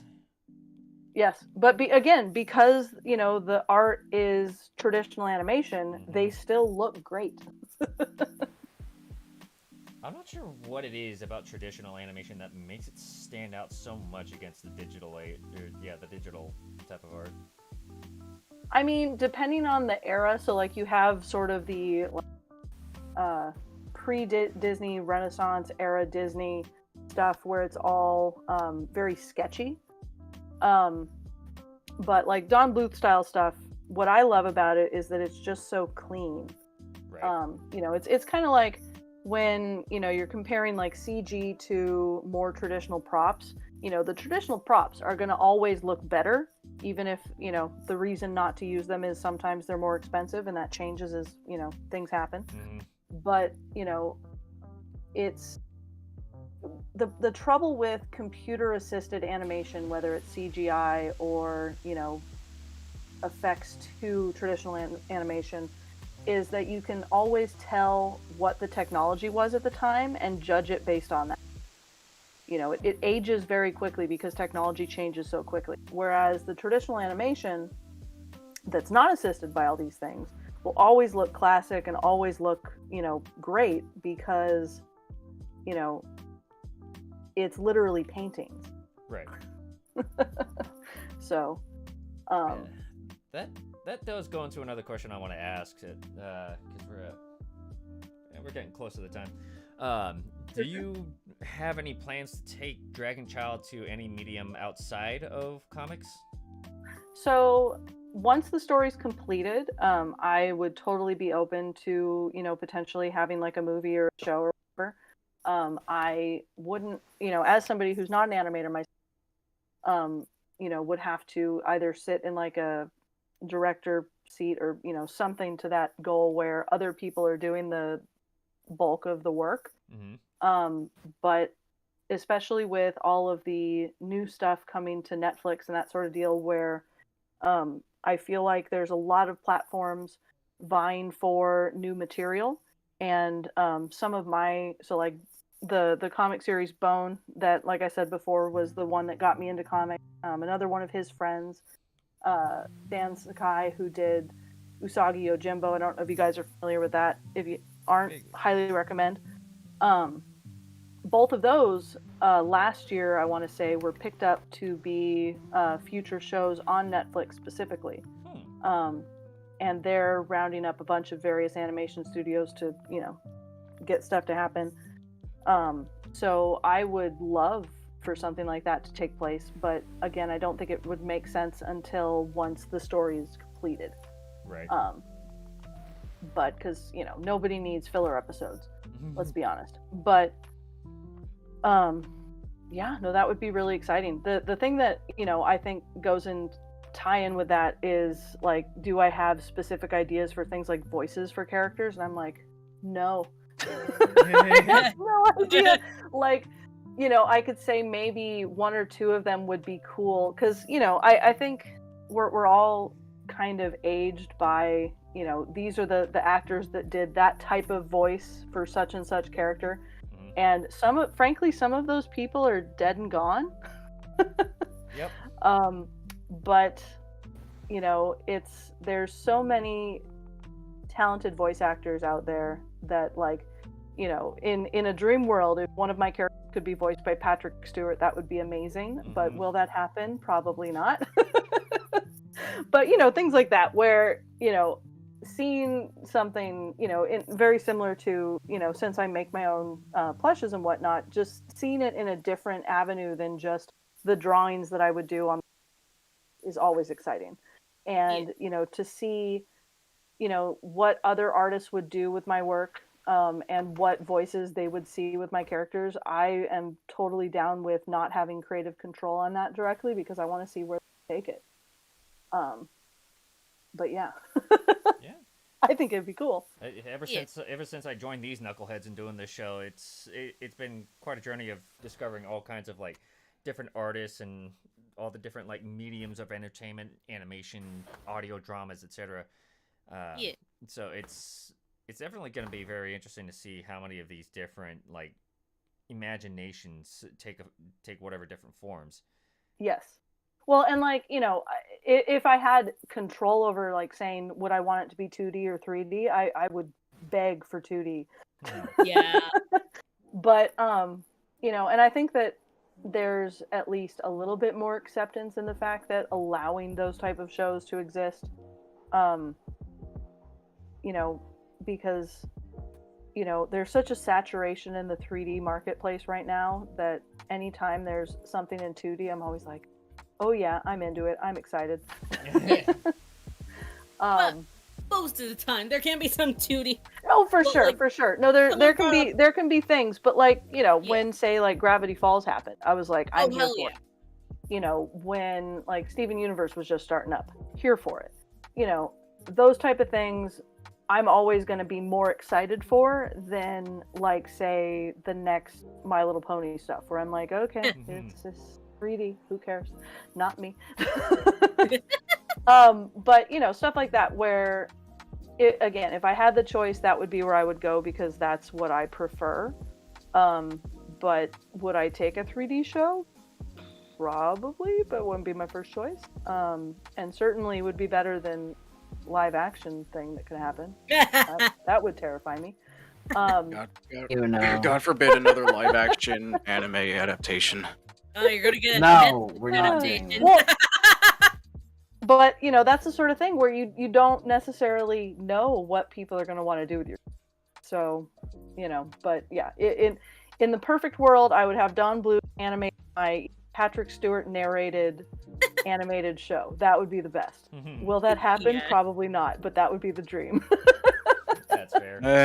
It's kind of the same deal where it's like I want to have one of my characters voiced by Keith David, but that's going to be that's a long shot equivalent to Chris Kyle's longest shot. No, my other two that I don't know if any of you guys are familiar with these voice actors, but Eric Stewart and Scott McNeil were two voice actors that were prevalent in my youth,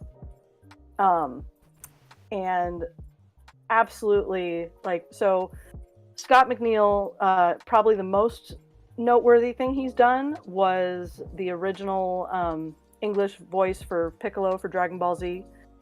He was also Duo Maxwell from Gundam Wing, amongst other things. But so two very different voices, but love the heck out of everything he did. Or Eric Stewart did the voice for Gauri Gavria from Slayers, as well as Brock and James from Pokemon in the original American run. Huh. So, and he also happens to be a country singer, which is very random. But, and I don't know how into Pokemon you guys are, but there was a in the early 2000s there was a To Be a Master Pokemon soundtrack that was way too good for what. Because the guy who was in charge of the music for the American Pokemon was all about advertising. And so he knew how to get the people to make the best jingles, and so he did. But when it came to the Team Rocket song, they didn't let Eric Stewart sing because he has a very specific singing voice that is not the character James. And so he sing talks the whole thing because it's like, this guy's a professional singer. We can't let him do the thing that he's actually good at because he won't sound like the character. Or if he does, he'll be far too good and overshadow everything else in the song. Yeah. So, but yeah, ironically that when I was in high school, I didn't actually take any art classes at all because I was in choir. And so in another life, if I were to have done anything else, it would have been singing. And, whether that would be like being the voice of a Disney princess or something random like that. I was that child that my dad would play the piano and I would just sing like Phantom of the Opera with him as a 5-year-old. Yeah. Because I could. And I didn't realize that was something that was like unique. I was just like, doesn't everybody do this? And so that was, my other talent choice to have to pick as far as vocation in life was, do you go with singing or do you go with comics? And to be honest, I chose comics because I'm creating something new, whereas songwriting was never my forte. Cannot come up with a song or lyrics to save my life unless it's in the style of, like Weird Al, where I'm just coming up with parody songs. Yeah. And while that's fun, that's already his gig. It's great to have the thought of the notes and the lyrics in your mind, but actually getting them out there, that's the pain. That is the suffering. Well, but that's the thing is like I can sing well, with anybody. Like, you put me up against, I don't care who it is. Like one of my idols growing up singing wise was Bernadette Peters. And which for she was in many things, but probably if you're looking at animation, she was Rita in Animaniacs, the cat. And she was Broadway star extraordinaire. She was in a bunch of Sondheim musicals and whatnot. Into the Woods, probably my favorite of those. She did Annie Get Your Gun, blah blah blah. But I was that random musical kid that, if you're asked, what's your favorite, musical genre, the answer was show tunes all day, every day. I have more soundtracks than I do like traditional albums, if you will.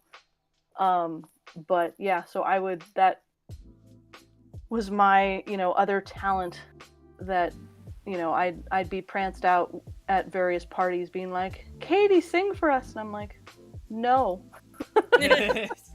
No. And they're like, but you can do it. It's so pretty. And I'm like, okay. Let me sing for you the Christine Daae and it will be fantastic. Not because I want to, but because it's expected of me. That's fair. I've never really been that musically inclined. I've tried, but then I find myself way too busy to continue trying. That's valid. Yeah, it's a pain trying to make the time to be able to practice at it, which sucks because I really want to. Yeah, no,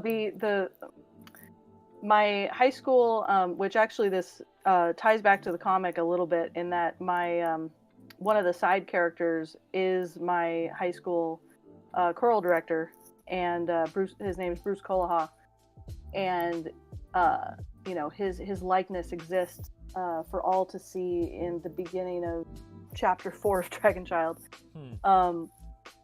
And he was good enough to get us to be able to go to China to sing. Ooh. And so as a junior in high school, we, flew over to China, which if memory serves, that would have been in 2002. So as far as the world at large was considered, it was, everyone was very concerned about, is this safe? Because just after, Right. 9/11 and everything. And, luckily everything was fine.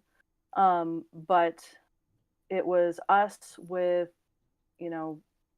I think the total group number, which was, definitely overshadowed by all these, college groups with, our high school being like one of, I think, 2 high school groups that went. But total group was 300 people.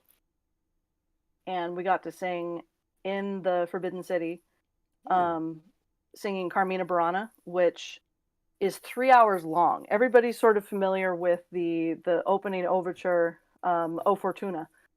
But the entirety of Carmina Burana is 3 hours long and is very impressive. And the area that we did the, main performance of was this concert hall in the Forbidden City, and it was absolutely, unforgettable.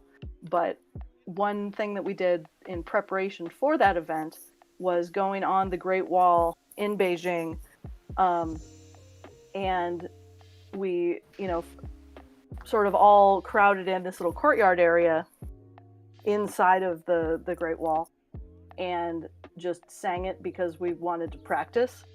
And that was really cool sounding too, because it's, you're out in the world, but you have the walls to reverberate with. And it was just the 50 of us from my school singing it, and that was really fun too. I honestly don't know, between the two, which was cooler, but they were both really excellent. I'm trying to imagine what the thought process would have been for any of the the locals in any of the nearby areas. That I don't know if I don't know how far your voices might have carried, but that must have been quite an interesting day for anybody that might have been living in that area. Right? Just as a random thing to have happen, Yeah. for people who just happen to be there. Yeah, no, it was definitely the kind of thing that, in the moment we were kind of thinking about it, but mostly just, this is fun, let's do it because it'll be cool. And then for the actual concert, we had the Beijing orchestra there, obviously, helping us. And so, you kind of got to wonder what the perception was from the local population of, these random Americans coming in and singing with orchestra. Is this cool? Would this be something fun to go and see? I don't know, but it was certainly fun for us to do. And we went and did, we sang at much smaller venues, just because we're here, we might as well go and see other places. We stopped by a couple high schools, did Bohemian Rhapsody and stuff like that, singing for them. But just totally random stuff that you'd never necessarily think about doing. And then when he was looking at retiring, which was about a decade later, he invited a bunch of us to come back for his last hurrah tour. And we went and did a bit of a Europe tour. And the final place was actually in the Sistine Chapel, and we sang Ave Maria. Damn. Which, I'll tell you, that's something you're not going to forget. Yeah. But things like that, where it's after doing that, it's well, that can't be topped, because the school that I went to for college, St. Olaf, the school is very well known for their music as well. And after the experience that I had in high school, I actually was not very impressed by their quote-unquote world-renowned groups, because I'm just you're way too full of yourself. You're not as good as you think you are. And so I was in all of one year of their choir program, and decided, nope, I'm going to do the art thing. But it was a good experience to have, but definitely glad that I again chose comics over singing. But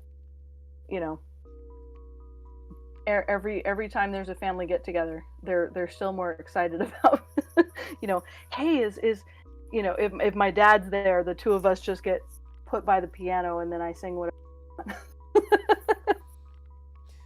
Yeah, I haven't been So- there, but it's got to be a little nerve-wracking at times. But Well, honestly, the worst part of it is just, and the other thing too can be like if various people are doing like karaoke or whatnot. As a singer, the problem with karaoke is you have the idea of, the standards for yourself. You can't just sing and look like an idiot. You gotta, actually do a good job. So, so it's like when my mother-in-law, she loves doing karaoke at various parties that she'll throw at her house. And I do my best to ignore whenever that's happening, because as soon as I sing anything, it doesn't matter if I'm singing, I don't know, songs from Shrek or whatever, it'll immediately turn into, wow, she can sing. All right, and then it becomes the Katie hour. And it's my father-in-law being like, can you sing this? You Can just you start sing coming on that? to All My Star poor and husband everything. being like, here we go again. Yeah. And it's fun. Like I'm not gonna pretend that it's not fun, but I am my own worst critic, and so if Yeah. Mhm. Yeah, I I feel haven't if I haven't had the opportunity to practice or whatnot, which let's be real, for like a random karaoke deal, of course you're not. You have just finished eating something or drinking some ridiculous concoction that probably had milk in it, and therefore your vocal cords are not going to work right, and it's all going to end in tears. But everybody's they don't care. They think you're the best thing since sliced bread. They don't notice, but you know. Mhm. Yeah, I feel that. Yeah, I Yeah. get that. But Oh yeah, this art picture's You so great. He's like, feel oh yeah, that? thank you. Notices that one pixel that's a slightly off-putting. Your Oh, mind should absolutely, scream. 100%. No, so for a lot of my old art, like I complain about this with other artists that I love and adore, where it's like you want to see everything they've ever, but for my own stuff, I completely understand why that's the worst possible thing in the universe. Because it's like you go back a certain amount, and it's like I don't want to show that to the public. Wait. That's terrible. I don't want to do that. Wait, But- wait. This You thing know, is like old horrendous and it looks sketchbooks and like stuff. a teenager drew it. Yeah, exactly. But that your hypothetical fan base out there, whatnot, is gonna just eat it up and think it's the greatest thing. But you in your heart know that it's bad. Dana, like Dana, let's go back. Let's go back to that moment that I talked about. Like you see that, like you see your picture, you're going down a cute observation and making sure everything's perfect. Like, and you finalize it, you upload it, like you're all happy. Then you notice that one pixel that's slightly off from everything else. Dana, Yup. play that one Five Nights at Freddy's sound effect. And you're Wait, just which staring one? at it like the ambiance. Oh yeah. Like you're just staring at it like. Yup, yeah. 100%. Either that, And the dread sets in. either that, And or you're it's like, just like the Yes, Oh wait, no. the classic. You notice it, and all of a sudden it's. yes. Oh god. Like, I've had so many pictures because when I was still like properly, this was before I had properly studied anatomy, and so I was eyeballing everything. The amount of thumbs that I put on the wrong side of the hand on I pictures that I would wanted to- otherwise I be did that with completely feet once. proud of. I Oh. did that with feet once, where they were Come on. both left feet somehow, and I'm like, how did I not know Why this? that's why I don't draw bare feet. Or whenever I do, I make it as simple as I can. This is why I just give them toe beans. Like I just give them all. I don't even make proper toes. They're just Right. masses that look vaguely like paws. Yeah. Yeah. No, those Dana, I are the wanted things to that we tell have you, to think but- about because, even if no one else notices, we know. We Yeah. know that it's wrong. Then you cannot unsee it. Right? Or it's like, It's like, I'll draw oh, man, various things as gifts for people. Like my best friend, I've for years and years would, her birthday present would be, a sketch of her favorite character or whatever. And, in the moment I'd be proud of it. Oh, it's great. It looks fantastic. Here's your drawing of Goku. And, you know, she would look on it proudly and think, oh, it's lovely, it's wonderful. A year later, I look at it and I go, that was the worst picture of Goku I've ever drawn in my entire life. It's terrible. You take that down. And she's like, you don't touch this. At I that want to point, you take down just my need to- picture of Goku. At that point, you need to like convince yourself to view in the eyes of a non-artist, just so Oh, you for can sure. feel better. It's just like, oh For man, this sure. picture is really great. Oh yeah, thank you. No, like it's it. They like it. for It's me, fine. It's I fine. They consider like it- it. Yes. No, for me, I consider it as in the moment, you have to come to the conclusion that you are done. And any opinion that you have past that point is meaningless. Because in that moment, you were done and it was good enough. And that, I and want to for, get for rid of me, my it Goku allows now. to just let it go. Because you have no control anymore. It's past. Just like Because if you could go back and change everything every time you saw something wrong, it would never end. can't let it go. Just like Art can't let it go that it is 750 by 750. I still don't believe you. I'm gonna kill you. You're finally conforming to the violence. But yeah, Dana, get rid of that. it's gonna be fun to see what other mediums this may end up traveling into in the future. At least Yeah. once you're done with the story, right? Yes, yeah. So once the story's done, I would love to see what other people do with it. I mean, Japanese art style. it already kind of is. It's a weird like amalgam between like late 80s, early 90s. No, we're talking You know, like style. we're talking like 1600 Japanese art style. Oh, that'd be cool. I'd be down with some ukiyo-e. That'd be good. It's interesting since as I said, after I started doing at least getting more into the various things about entertainment after I joined these guys, I've learned quite a few things, and I've actually made a few connections of my own and have learned more through them. And one of the fun ones that I discovered was audio dramas. Yes. So I think it'll actually be really interesting to see Dragon Child take on the form of an audio drama at some point. And you take away my ability to have visuals. But yes, no, that would be fun. Side stories. It's kind of like Yeah, no, for sure. what's the guy that did the sound design for Hazman Hotel made a couple of his Kennedy own. Phillips. Yeah, he made a couple of his own things, audio dramas. And one of them is his main thing, right? Magus Elgar. Fun show. But he just started a show about kobolds, which he decided is going to take place in the same setting as like a side story to it. Sort of like a prequel story. Right. So probably something kind of like that, where it'll like maybe provide a little more context for other things in the background, like, what was the heyday of the dragons like? What were some specific cultural things with them? Things like that. For sure. Also, No, things like that would be good. And, if there ever was, music behind Dragon Child, that could be something that I could have opinions about. Yeah. That would be turn fun. it into a musical. I'm sure you've met I quite a would- few musicians at cons as well. Yes. No, I would if it somehow ever became Dragon Child on Broadway, I think I would be beside myself. I wouldn't know what to do.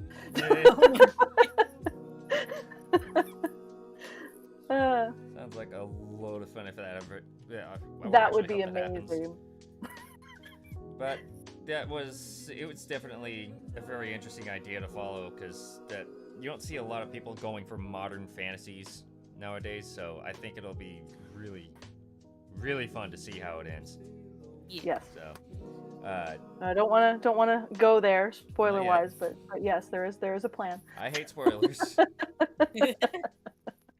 But yeah, this was definitely a load of fun to talk about Dragon Child with you, Katie. So thank you so much for joining the show with us today. Likewise, thank you for inviting me. Now, Good to get to know y'all. Oh yeah. With that being said, what was it? Just dragonchild.net? Yes. All one word, dragonchild.net. It'll have some of the basic information about like characters and a couple other things about the story. Yep, like I said, you can read the first 3 issues there. Yep. And beyond that, I will make sure Katie. Would you like your Instagram provided for this episode? Sure. Yeah, just Dragon Child Comic. you can also look up the comic on Webtoon as well as Tapas. I've been adding it to that more recently. And Tumblr's the same, still Dragon Child Comic. The one oddball out is Twitter because it was too long, is Dragon Child KF. So feel free to follow me on all of those. Okay. And then outside of that, featured artists will also be in the description as well. Check everything out, you guys. We hope this is going to be something you're going to have a lot of fun with. Beyond that, time for the usual spiel of affiliate link in the description. If you're a nerd and you buy nerd things like I do, like Dungeons and Dragons. In addition, there's also the Patreon. Also, I'll make sure that's in the description. And there might be another affiliate. You'll never know. We'll never know. We'll see.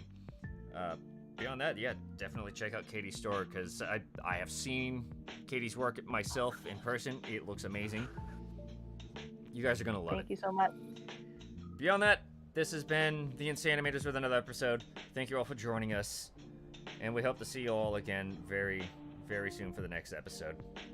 We are the Insanimators. Stay insane, everyone. Insane. Bye-bye. everyone.